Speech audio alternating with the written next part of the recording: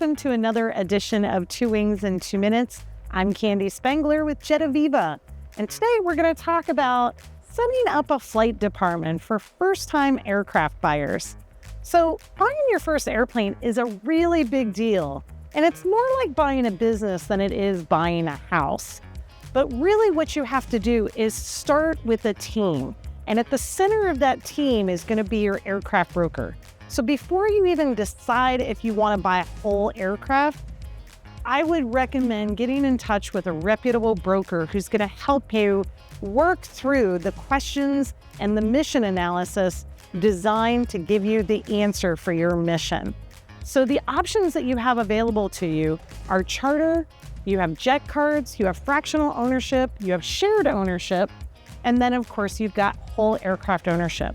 There are pros and cons to all of it, and there's no one size fits all. So really, if you hire a broker, they're going to help you break down your mission analysis, how many hours a year that you're going to be looking to do, and then if you're going to be flying Part 91 only, in other words, private aircraft use versus Part 135. These are FAA terms in which it's going to be on a charter certificate. This helps you offset the cost of ownership. So once we figure out what direction we're going to go, then you've got your broker, and they're going to help you set up your team to go find the airplane and get you all the resources you need, whether it's financing, whether it's tax advice, whether it's legal advice. You're going to have a whole system, a whole team in place to help you put together your flight department. So really, this is going to come down to what style of management do you want? I highly recommend a management company, because hiring a chief pilot to kind of manage your operation, you're learning at the same time. There's no checks and balances for the process. So really, for your first airplane, until you kind of have a year or two under your belt, I really recommend working with a management company, and your broker can recommend who you should talk to.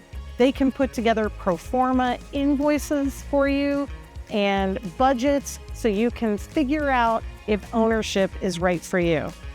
If you decide to go with a chief pilot and not a management route, a lot of people think they're saving money doing that.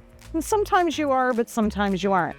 But if you decide to go that route, make sure you're hiring somebody that has managed a flight department before, because there's a lot more to it than just flying the airplane.